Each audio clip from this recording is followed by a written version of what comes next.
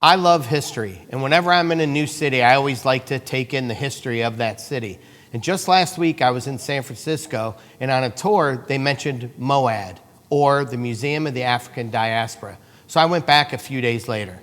It's a contemporary art museum that states that its mission is to celebrate black cultures, ignite challenging conversations, and inspire learning through the global lens of the African diaspora. Now, the exhibit that stood out to me the most was the work of Joe Sam, a contemporary self-taught mixed media painter who experiments with text and abstraction, displays his activism and his love for the Bay Area.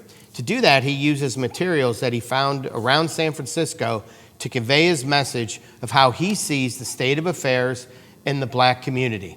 Now, just 2 years ago, I was in Tulsa, Oklahoma on Juneteenth. Tulsa is the site of the worst incident of mass racial violence against the black community in American history. In 1921, Tulsa was the home of one of the most prosperous black communities in the country and home to a financial center on Greenwood Avenue. It was known as Black Wall Street. On May 31st, 1921, a mob of over 2,000 rioters seized upon the Greenwood district in response to an alleged incident that took place on an elevator between a 19-year-old black male and a 17-year-old white female. By the time the rioting was done, 37 were confirmed dead, but the actual number is likely much higher.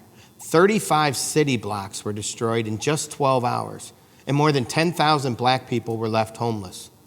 1,256 houses were burnt to the ground, and another 215 looted.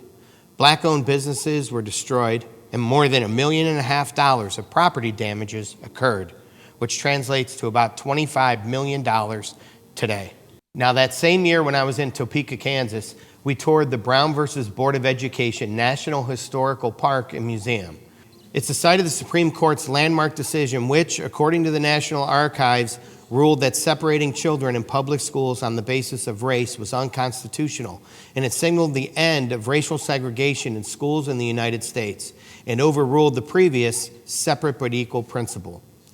It was a moving experience for me and my friends, and I purchased a sign that hangs in my classroom that reads, "No state shall, within its jurisdiction, deny to any person the equal protection of the laws." We conclude that in the field of public education, the doctrine of separate but equal has no place. Separate educational facilities are inherently unequal. I also wear a pin on my lanyard every single day. It's a gavel to honor the Supreme Court's decision and a reminder to me that we make history every single day.